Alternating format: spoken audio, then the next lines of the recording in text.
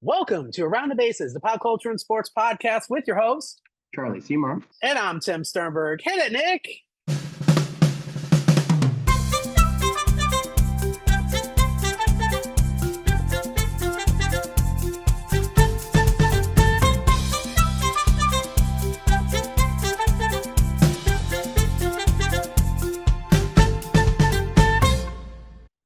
All right, we're back.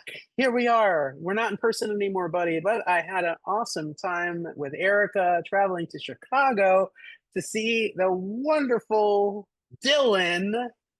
You and Rosie are great too, but we met the wonderful Dylan. I We got to can we meet can be him. second and third fiddle to Dylan. That's okay. But what a special time, bro. So good to see your little guy, meet your little guy, and go to a Cubs game and watch arguably one of the best games of the year, in my opinion. That Maybe was a because lot of fun. A lot of fun. It's what always nice happened? when you get to see a walk-off homer bottom nine. We saw a walk-off homer, bottom nine, by the great former Met, Justin Turner, who hit that home run first at bat. First, like he just got up to the plate and went First pitch, yeah. first pitch. Who in his 17-year career, that was his first regular season career walk-off homer, if you can believe that. Around the Bases bringing you history right here on this podcast. I would be remiss, real quick, buddy, if I didn't mention too that our great pal Nicholas Pepin from Pop Culture Roulette came out to see us and drove all the way from Wisconsin, an hour and a half, to go to the Cub game with us. Nicholas Pepin, thank you on behalf of both Charlie and I for hanging out with us. You see this great picture here that we took at Wrigley Field after the Cubs had that victorious victory. But yeah, Charlie and I both appreciate it so much, buddy, and it was so great to see you. That marks almost to the day, almost not quite the day, but the time you and Erica came the year before, the Cubs also walked off the Cardinals bottom nine. It wasn't a homer, it was a walk-off base hit. But just for those keeping score, Tim is 2-0 at Wrigley with two Cub walk-offs. So we might need to ship him in if we are lucky enough to get a game in October. I'm ready, willing, and able. Bring me in. No problem, Cubbies. I got you as long as we're not playing the Mets. You know the deal. Yeah, yeah, yeah, yeah. But I will root for Still them. still repping the Mets. I love it. Yeah. That's Yeah. that's growth. I love it. Dude, I mean, they're my team, and you know what? We had an Yeah. amazing start of the year, and we're in a really crappy losing streak. But as Steve Cohen said eloquently today, he still has faith, and I still have faith in the team. And And let's he, be honest, right now, I don't know if the 1927 Yankees can beat the Brewers because they cannot lose. yeah, but the problem is, Charlie, for both of us, my friend, is that we both need one of us needs to beat them to get to the World Series for sure. I know, Um, I know. And right now they're looking like world beaters. Dude, I cannot see the Brewers in the World Series, bro. I can't. Ooh, makes my Let's skin hope crawl. history repeats itself. They've And had the some Mets early beat, October exits recently, yeah. but every year's different. They are very good, and we have records. You can go back early in the show in this season. Even when the Brewers were in third, I've been telling people I was more afraid of them than the Cardinals, and I think that's been very proven right. Yeah, I recall you saying that a number of times, and I understand. It's just, They're. oh, I mean, they. I don't know what they're doing, but just like here's a perfect example. Okay, the poor White Sox have this player named Andrew Vaughn, number 3 pick in the draft, I know, tons Andrew. of hype. For 5 seasons, he's basically a negative WAR player. Then the Brewers have a pitcher who says, you know what? I want to start. I don't want to be a part of this team. Even if you guys are good, I just want to be a starting pitcher. My spot's gone. So they say, all right, well, we'll trade you then. Oh, well, the White Sox have this really, really former top prospect who's available, who we're getting for 1 cent on the dollar. And then what do you know? A little change of scenery. And Andrew Vaughn is now basically Shohei Ohtani at the plate. Which I'm very happy about, not for the Brewers, but the fact that I have a rookie card of his that I never sold that's numbered to 25 and it's autographed. Ooh, So, find a Brewer fan right now who wants that while you still can. Reese Hoskins Ooh. could be back in a week. Someone's going to have to sit. I mean, Vaughn's too hot to sit, but between Hoskins and Churio coming back, it'll actually be interesting. Who is he going to sit right now? Because all of these fill-in guys have been great. You know how I feel about Reese Hoskins. But I do know how you feel about Reese Hoskins. don't like Reese Hoskins. Former Philly, yeah. Just his attitude. I'm not. But yeah, it should be interesting to see what happens with Vaughn. I mean, what depth though to have that kind of guy as your backup all of a sudden because your pitcher Yeah, didn't want to stay with the team. I not to mean, mention one of the outfielders who's been playing great is going to have to start sitting. So you have the not to bring up a specific game against the Mets, but the game, I think it was the middle game of the series where the Mets seemingly tied it in the ninth, and Perkins made an unbelievably perfect throw to get him by a split second. So between Perkins, Yelich, and Collins, who could be the NL Rookie of the Year, that's three outfielders right there. You get Churio back. Who are you going to sit there? So like they've got some interesting, some we'll call them first world problems coming up. all right. Well, the Mets and the Cubs in the home stretch. We still got the wild card. I don't want to see the Mets and the Cubs face each other in the wild card. One of us has to win a division. I don't know. Or one of us has to finish four. Basically, they'd have to finish 4-6 to not play in Yeah. the first round, which Oh, is exactly how it would be right now if it ended today. The Mets would be playing Division Three winner, which is it the Phillies right now, or was it the Dodgers? They're neck and neck. They keep trading spots. So I mean, you probably don't want so that many either. teams, so many teams around me I can't stand. So many. Yeah, At least the I Braves are mean, out of it. right. So the interesting thing is the Padres have been playing some good ball lately too. They're only two behind the Dodgers now. What if the Dodgers end up in the wild card? If the wild card ends up being the Cubs, Dodgers, and Mets, can you imagine? That would be Let's kill the wild. Dodgers. And then in that scenario, we'd be hoping that the Dodgers were five, so then we don't play each other again. I'm But going to say this that, right now. Right now, I'll say this. If either the Mets or hopefully, if either the Mets or the Cubs get to the NLCS, I will root for either one of them as long as they're not playing each other, without a doubt. oh, Um, absolutely. I think yeah. I'm rooting for the Cubs and the Mets, regardless of what Uh, round, as long as they're not playing each other. yeah, we have to put that little, Yeah, because obviously, you're not going to root for uh, the Cubs against the Mets, and I'm not going to root for the Mets against the Cubs. We can of be real about course, that. But yeah. I aside mean, from that, yeah. I mean, yeah, yeah. right now, if the season were to end this second, the Mets would be playing in LA in the wild card, and the Cubs would be hosting the Padres in Chicago. But that there's still 40 something games left, so a lot can change. Yeah, we're today is August 12th, yeah, as we record this episode, so probably August 13th when it comes out. Yeah, I mean, it's early in the season, so I mean, early mid season, I should say, not early in the season, early mid season. Like we're a month away out from the All-Star game. We are getting into the stretch of time where stuff has to start happening. Mets, hello, hello, Yeah, McFly. But yeah, hopefully they do something. I don't know. yeah. I still do have confidence in them. I think they still are. I think. I mean, I don't want to jinx anything, but I have a feeling that the current six will be the six that get in.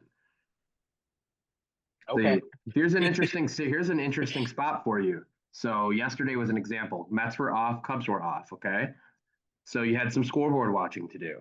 Now the Phillies, who are the current East leaders, who obviously you don't like, but with the recent stretch of them playing well and the Mets struggling a little, that leads up to five. It was 5.5 going on six. Now, granted, you don't want to say, I don't want to go for the division, but at the same time, you know better than anybody. I mean, all you have to do is get into the playoffs and then anything can happen. So you obviously would rather take a wild card than nothing. So Oh, in 100%. yesterday's game was a perfect example. Sure, the Phillies won, Mets lost half a game, but they beat the Reds, who are the first team on the outside looking in, who both the Cubs and Mets want to keep losing to guarantee a playoff spot. So when you have things like that, like here's another, you got today and tomorrow, two more games. Do you want the Phillies to lose both games and then pressures on the Mets to keep it? Honestly, at this point, the Cubs are in a similar spot with the Brewers playing like crazy good. It's going to be very difficult to catch Milwaukee. The Cubs play Well, 5 times against Milwaukee next week at Wrigley. Unless they swept all five, even 4 out of 5, you're only gaining 3 games. You're still going to be three and a half back. It'll be tough. So I think as a Cub fan and as a Met fan, we might be rooting for the Phillies the next 2 days to give the Reds 2 more losses and keep fortifying our chances to get in, which at this point is the goal, I think. you're not wrong. I mean, arguably, too, thinking about it, historically speaking, the bye isn't always necessarily the best thing to have in the playoffs. As we see, the rest kind of does some funky things to the team. Case in point, last playoffs with the Mets, and I mean, I have mixed feelings about it. I think as a team, you need to do something to kind of fight that bye, like maybe not have the rest, but maybe do like practice games or whatnot. But I don't know. You're right though. To your point, I'd rather be in a wild card than not be in at all. Obviously, so there's a And lot of here baseball left to play. and just looking ahead, the Mets still have 7 games left with the Phillies. So theoretically, if the Phillies help the cause and beat the Reds a couple times, the Mets could still, like the Cubs only have 5. Let's say the Mets go 6-1 in those 7. All of a sudden, they're right back in the division race. So you don't want to say, oh yeah, they're going to do that. Obviously, both teams are very good, and you can go 3-4, 4-3. But at this point, I think getting in is number one most important, especially with how some of these teams are playing and how our teams are playing right now. Every team goes through these stretches, but it magnifies when all of a sudden you see a couple of their teams kind of creep in. And you've had a few years where teams like Arizona, who was way out of it, and then all of a sudden got really hot, got a wild card, went all the way to the World Series. So like you just got to be hot at the right time. And I think a silver lining for both Mets fans and Cub fans is we're not playing our best ball, sure, but you'd rather that right now than September leading into October. So, Absolutely. maybe the tides will turn. Maybe somehow the Mets and Cubs will start playing better again, and teams like the Brewers might actually lose a game, one single game, Well, maybe. well, to that point, I mean, the Phillies can be very streaky. The Phillies are known to lose a bunch of games in a row, so anything can happen between now and the end of September. So yeah, that's kind of the way I look at it. Yeah, it should honestly be a pretty fun month and a half of baseball. There's like pretty much only 7 teams total that are totally out of it. Like just even looking at the wild card standings, like What the about the Braves, Rocky? you mentioned the Braves. Yeah, they're obviously out. Rockies are out. White Sox are out. Like those obvious teams are out. But The Marlins. I Are the mean, Marlins out? I think the Marlins. are the Marlins No, out? actually, I don't know. Now, they about if we would have recorded this before the weekend, we would probably say they're right in it. Now they kind of slipped a little bit and lost a few more in a row, but they're 6 back, so it's not Wait, can I crazy. clarify that though? They slipped a little bit because they're actually playing decent teams. I mean, Yeah, yeah, they did just lose 3 in a row, but right before that they were right in the hunt there. yeah. So I don't know. Fingers crossed, right? I Although the team mean, that swept them was the Braves, so well, they're not decent this year. yeah, Yay. But yeah. So this trip, by the way, was not the only thing we did was go to Wrigley. You went to the National for the first time in a long time, I'll say. What was your I'd say the experience? first time of the actual national because I believe the other Oh, ones I went to were the Chicago sport ones, so not quite the same. But I got to say I was blown away. wasn't that something? It was wild. I mean, Lots of there human was beings in one place. the first day getting in. There were so many people waiting in line. I thought I didn't know what was going on.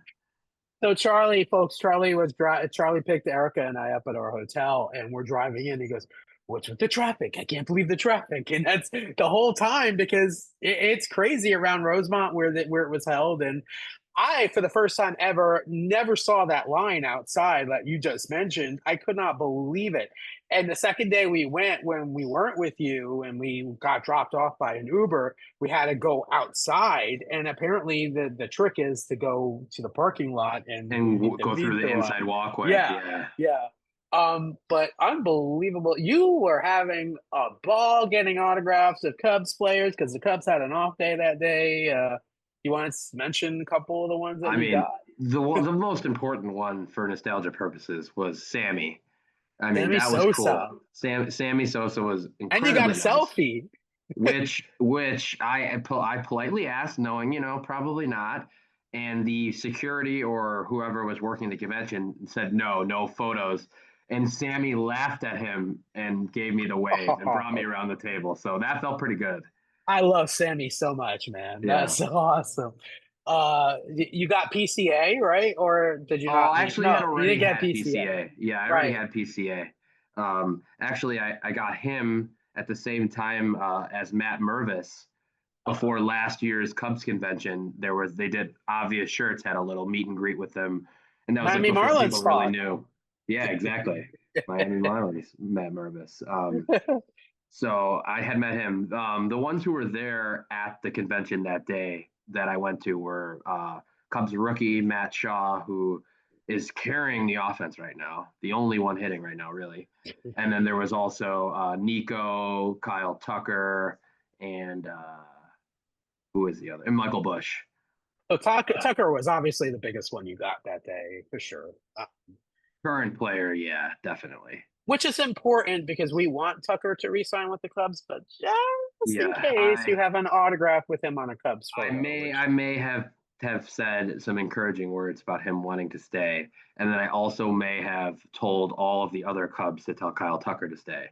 And Nico had the best response of all of them. Nico said, "I think Chicago's a pretty good sell of itself, don't you think?" I absolutely. think that means he's enjoying his time. Obviously, a lot can happen, and Cubs have never really gone to that length, but we'll see. We'll see. Yeah, so to cap off that awesome day, because the day was already awesome, the day before I had text you and I said, we need to enter this tops thing for a Q&A. And without hesitation, because you know Sweepstakes me, raffle. right, you quickly entered it I mean, if immediately. Tim is sending me something to sign up for, I'm doing it. And this is the king of sweepstakes and raffles over here. So here is the dude. Like, so the dude's online getting autographs, and he texts me because we're at another part of the convention. He goes, "I didn't get an email. I guess we're not doing it. I guess so." And literally, like 2 minutes later, I get an email come through. I call him, Charlie, check your email, and all three of us got invited to this Tops Q&A happening like a half hour later. You got your autograph. We rushed over there, lined up, had an amazing interaction. I always love these because you get really good information. And we get a gift at the end. Erica wins a box of Erica won a raffle 2025 within a winning cards. raffle. Yes, So it must within run a in the family. lucky girl. And at the end, we all get an autographed Roki Sasaki Dodgers rookie autograph card to 50 Numbered as to we leave. 50, national exclusive. Unbelievable. I would show you mine, but I already saw them. But Yeah, just it was awesome. It was just fun time. it It was was good very good cool. time. And bearing the lead, basically the three people who ran the Q&A were basically three of the top people at Tops. You're the head of distribution, the head of design, and I forget the third one, but literally all three of them were had big honchos there. I think this experience got you back interested in it a little bit because you went ahead and bought some cards off of the website, and you're ready to I start did. ripping I'm again. actually expecting the one of the ones that you like, Topps Chrome, sometime today. So Yeah, it's can't wait to see the hits. it brings you back like the nostalgia for sure. And oh yeah, and then randomly the other day, I just was like, oh, I was randomly at Target. They had some there, so I picked some up. And in the one little box I picked up, I had a numbered to 50 Sandy Koufax. So that was pretty Beautiful cool. card. Yeah, I mentioned, you just mentioned nostalgia. I just recently, like right before the National, started going through my comic books. I have an extensive comic book collection, and I started submitting them for grading. And I actually did a video today on Amazing Spider-Man 252. And if you're not familiar with that issue, it's the one where Spider-Man gets his black costume from Secret Wars. It's the first time in the series that it shows it. And, like, superheroes helped me get out of funk as far as being bullied in school and whatnot. And there's something about collectibles in general that I'm sure you'll agree with that just bring that smile to your face and bring that nostalgia back and just make you happy for times that have passed, but times that are current too. And I can't wait until you start, ripping cards with Dylan or, collecting baubles with Dylan. And that's the fun part. You get to Yeah, looking experience that. forward to it, honestly. Yeah, definitely. And going, of course, going to Wrigley and to many, many Cup games. It'll be Um, nice because if whatever he wants to do is fine. But if he is interested in that, can go start going early again for autographs, like actually like I used to when I was a kid. So with you as a dad, I have a feeling he's going to want to do that. But we'll see. yeah, we'll We'll see, we'll see. see. We'll see. We'll Whatever he see what he wants to wants. do, I whatever love he that. wants I to do. love that you're saying that. Absolutely. Whatever he wants to do. So we do talk other things other than baseball and national and all this stuff. And there's some reality TV going on. There is a little show called Big Brother happening currently. Well, I think we're in the minority, Charlie, in happy to see Jimmy gone, apparently, because a lot of people love Jimmy, and I guess because he was the chaos causer, and Interesting. uh, I guess it's the circles you keep, but yeah, I would feel like most of the people that I know I, and talk to about Big Brother are all also pretty happy that he's gone. yeah, I mean, I'd rather keep to your circle because I agree with you. They like the chaos causing aspects of him, I guess. Some people called him a king. Oh, okay. If bullying is king, I guess. He literally targeted Keanu week one, told him to sit down, basically made a lot of this country team Keanu. If you saw their brother Unlocked the other night with Jerry O'Connell wearing the team Keanu shirt, there's a reason for that. Because he was being ostracized, most famously in the last week's episode by the current head of household, Ava, who was hosting the veto competition, and he says, "I believe you have a prompt." And she goes, "What do you mean? Do you Now believe I let's have a?" let's hold on. Let's preface that with he said that after he won the veto and not a single person said a word, congratulated him. Silence. That was not I honestly Nasty. I went full 180 and I was already getting there, but I'm totally rooting for Keanu. Whenever everyone's ganging up Same. on one person, I'm starting to root for that person. Same. I mean, I'm not, dude. I will tell you straight up, when I watch reality TV, I'm usually rooting for the nerdy kind of guy because that's who I am. So I am like rooting for that team that, quiet guy. I like rooting for that guy. Do they I have one of normally, do they have one of those on this season? no. I feel like yeah, right? This is one of the one times that they don't. Yeah. So normally a player like Keanu, I'm like totally like get him out, get him out, get him out, get him I'm out, with you. get the I'm strong with guy you. out. No, And dude, I early in the want this. season, we were like that. We were pro, but whenever they all started ganging up on him, no. And I want honestly, I'm this the dude. same way with Kelly now too. Me too. Yes, I love I Kelly. Like, I just here's my big thing. I know I've mentioned this to you before, but I don't understand all of these people who, when they become HOH, they keep shooting themselves in the foot for no reason. You why? don't have to make promises, and you can't make promises to everyone. So instead of saying, "Oh, don't worry, you're not going on the block," how about something like, I really don't want to put you on the block. I can't make any promises, but I don't want to do that. It's that easy. Right. It's that easy. It's a non-clarifying statement. You don't have to put your whole game out there.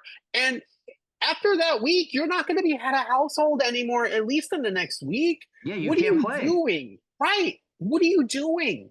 You got it. You can't. I mean, I don't know, especially this season, the burning of bridges is unbelievable. And as much as I don't like, um, um, uh, what's his name? With Jimmy, as much as I didn't like Jimmy, Mickey made a bad move, bro. I'm Yeah, sorry. He was a number for her. She yeah, should not have gotten rid of him.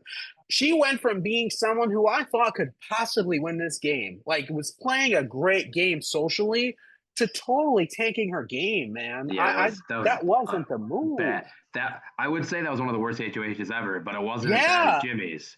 It's but not it even the wasn't her worst this HOH, season, really. If right? you think about it, she really kind of won it through Which the that's power. another thing I wanted to talk about. I didn't like that, by the way.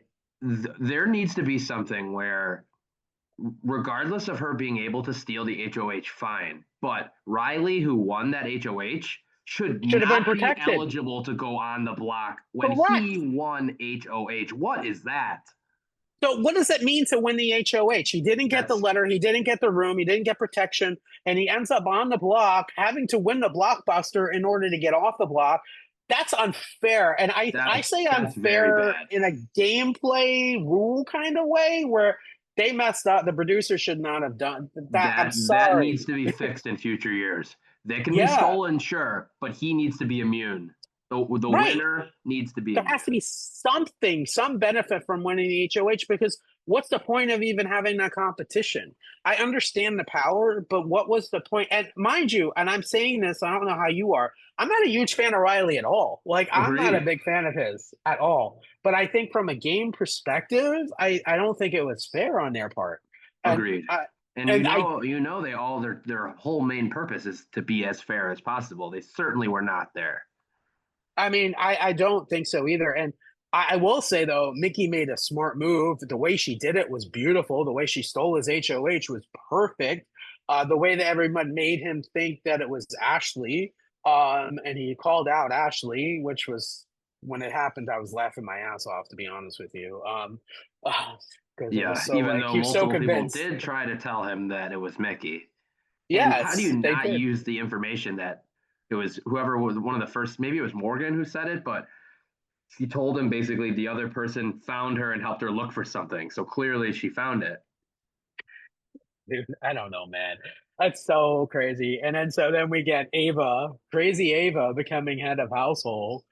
She puts up three people for she puts up our boy again, Keanu, Keanu. She puts up interestingly uh Zach, Zach is the interesting one. I could not believe she put up Zach. after And she told Zach he was good. you first Why do you keep doing that? Dude, you finally see Zach with some fire though. Like Zach Yeah. was like, she promised me. I mean, I don't know where his game has been.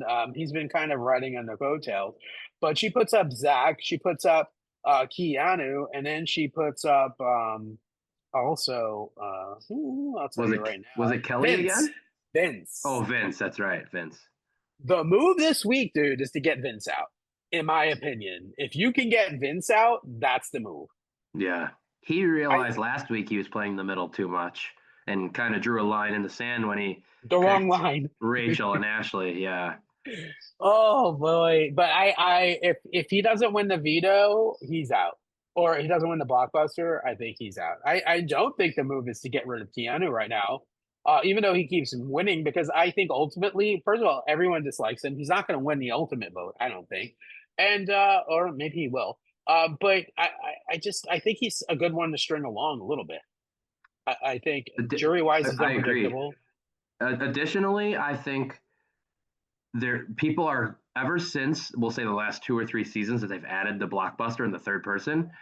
I think HOHs are not playing it correct at all, and here's why. Here's my little thing on why. And using me, I like numbers and math. Okay, so last few weeks everybody wants Keanu out. Okay, if you put Keanu up right away, first of all he gets an extra chance to pull himself off. One, okay. Stupid. Two, let's play a little math here, okay? You have three people nominated for eviction, okay? One, two, three. That's six people play in the veto, correct? Okay, Correct. so that's if any one of the three win, they're pulling themselves off. You agree? We'll say Agree. majority of the time, just for obviously Riley maybe would have kept them the same to save Catherine, but that's a rare instance. Okay, so that's I agree. three. The HOH plays themselves. That's four. You're now up to a 67% chance of winning the veto, okay? Then the other two picks, if one of the three people who are up win, they're picking someone who's going to pull themselves off. If the winner of the HOH, who also plays, wins, they have the power to pull someone off. So why would you put your target up right away when there's a much better chance they're going to come down anyways? You have to nominate more people. Wait until the veto, then put your target up. I don't understand why no one is doing this. Well, they mentioned that possibly the reason why they're not doing it is because they have the blockbuster now, so the backdoor becomes something a little different. But I agree with you 100%. You have to at least eliminate, as you say, with odds, at least one of the competitions they have a chance to win in order to get them out. And Especially a good player like Keanu, you're going to give him two chances in a 1-6 and then a 1-3. mind you, dude, right? So he's the last couple of vetoes he's won. As we talk about in Survivor often, he's building that resume of wins. And how can you can't like that? It is what it is. You can't, dude. What Yeah, the heck? I don't get it. I think big future players are going to need to reanalyze. As long as there's the three people up, it's totally different. And you get weeks like where Jimmy, all three of his nominees aren't even voted on in the end, and he ends up putting up five people. He Like, messed. His HOH was a mess, like a total mess. Um, yeah. So Big yeah, Brother, I think they need interesting. to re-examine their strategy a lot. I think so. I don't know. I wouldn't call this season's cast the most strategic thinkers on the planet. Let's just um let's just Yeah, say that. But yeah.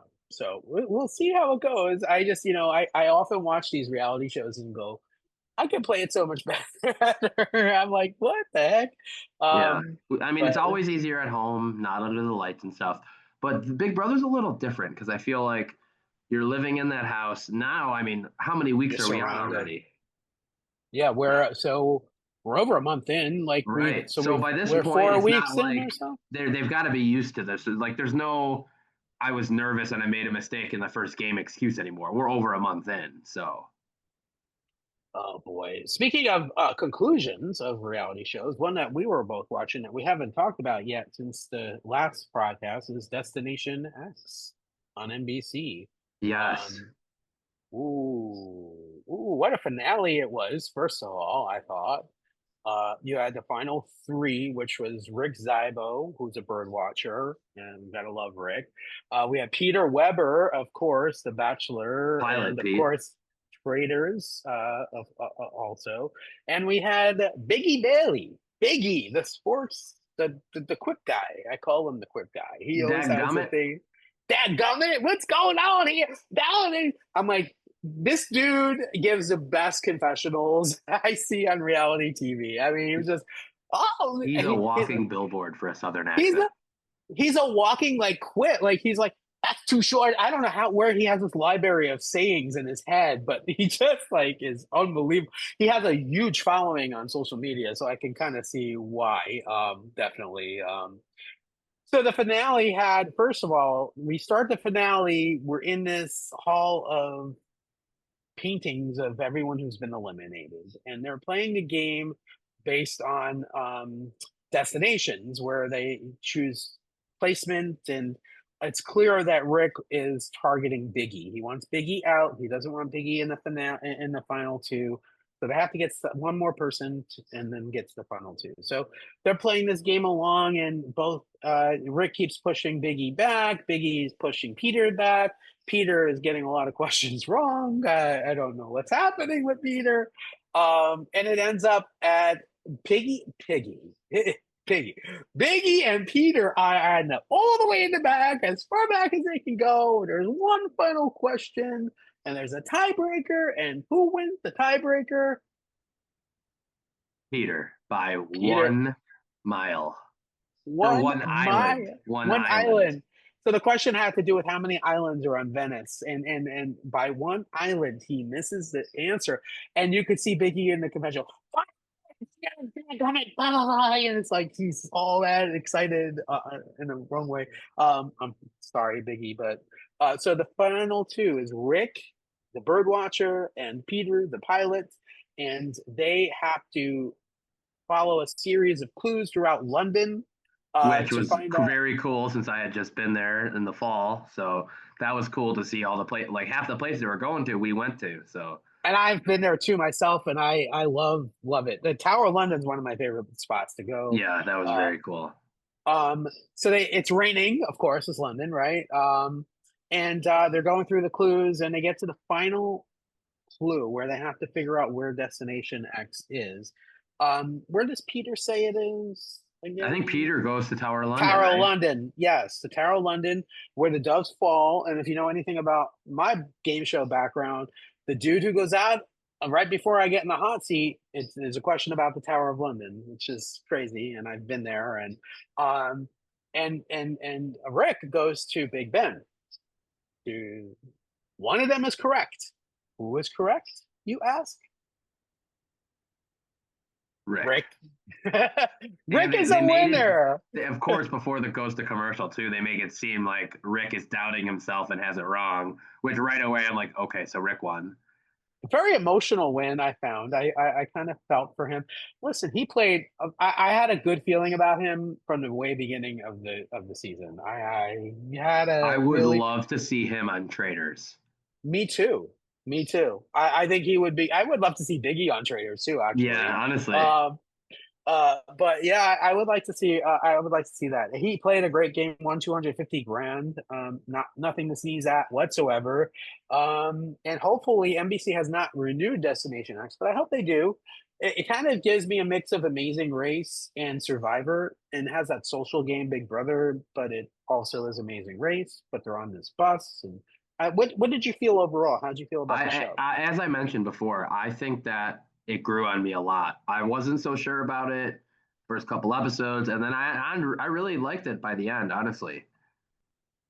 Yeah, me And then I too. also liked how at the end, after he won, they went back into all of the previous episodes where he was giving Yeah, hints at the actual answer. That I was love that. crazy to me. I love that. It's it shows you if you're going to play in season two, you got to pay closer attention to the clues that are being given to you, for sure. Um, so yeah, Destination X. I'm looking forward to it. Speaking of looking forward to some shows, the Floor just announced their theme for season three is going to be about the states battling each other. So that should be interesting. And our speculation was they'd have two people from each state or something Yeah, like that. like the senators, yeah, like the Yeah, senator representation. Also, so the floor is two people, well, possibly two people from every state. 99 beat is 99 to beat, I think it's called, or yeah, something like that. Fox. Fox coming up, a bunch of reality stars on that show, including some Big Brother alumni. That should be interesting. Oh, I didn't And realize that. I thought that was all regular people. no, there was some reality Good to people. know. Yeah. That's being hosted interestingly by Ken Jeong and Aaron Andrews. Yes. Interesting combination. Erin Andrews, of course, former well sports reporter, but also she co-hosted Dancing with the Stars, and Ken we know from everything on Fox, practically. Joel's Uh, sidekick.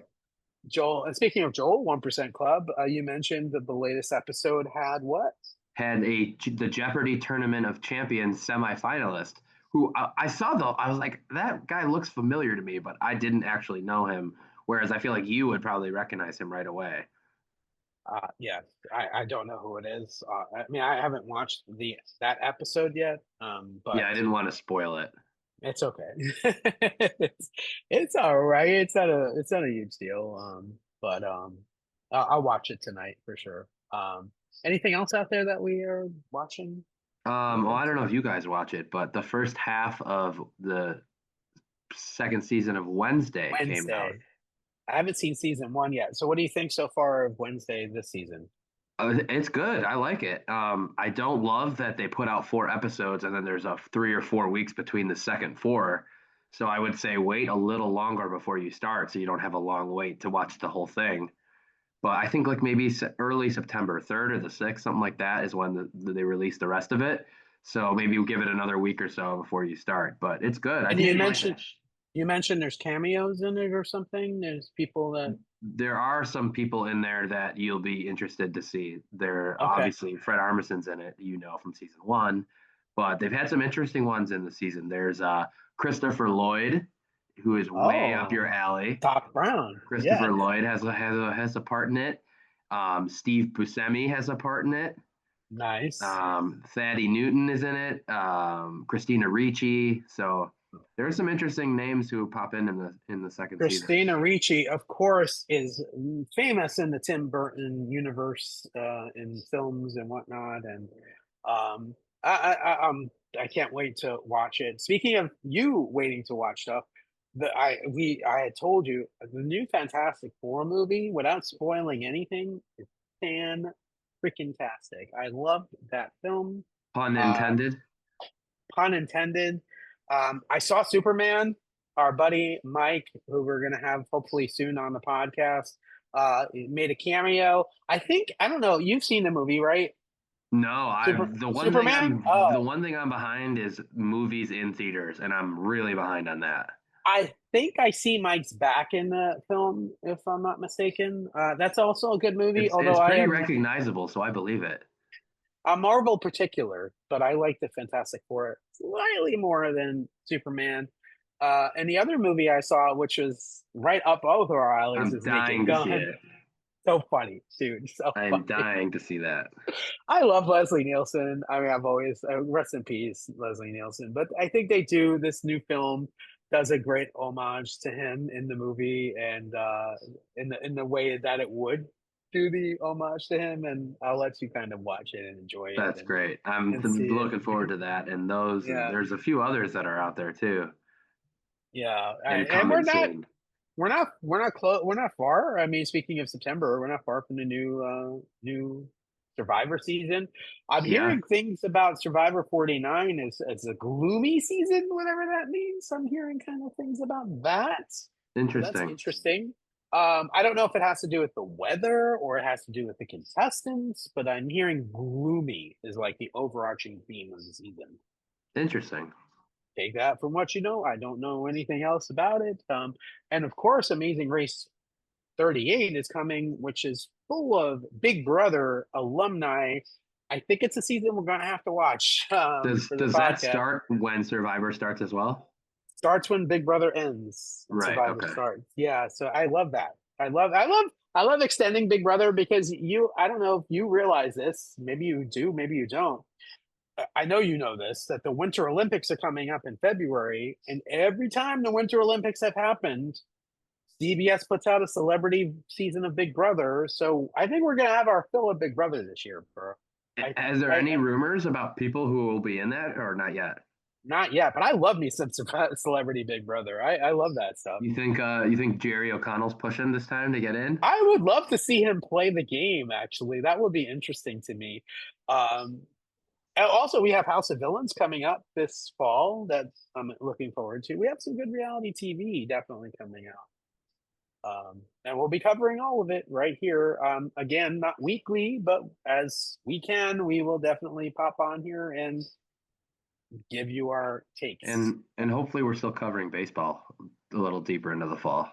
I would hope so. As long as our teams are in it. If not, Exactly. I'm going to be a little baby diaper and not, oh no, I'm not talking about Dylan. I promise you. He got upset. It's the baby diaper. Oh, poor Rocket got upset when I said baby diaper. So No, it was the doorbell. how's it doing? Oh, so your tops is here. See that? But yeah, that's what we got so far, folks. We're watching things in the summer. We're deep in the summer, and we're seeing how things go. It was great to see you and Rosie and Dylan a couple weeks Definitely. ago. Likewise. Oh, Yeah, it last week.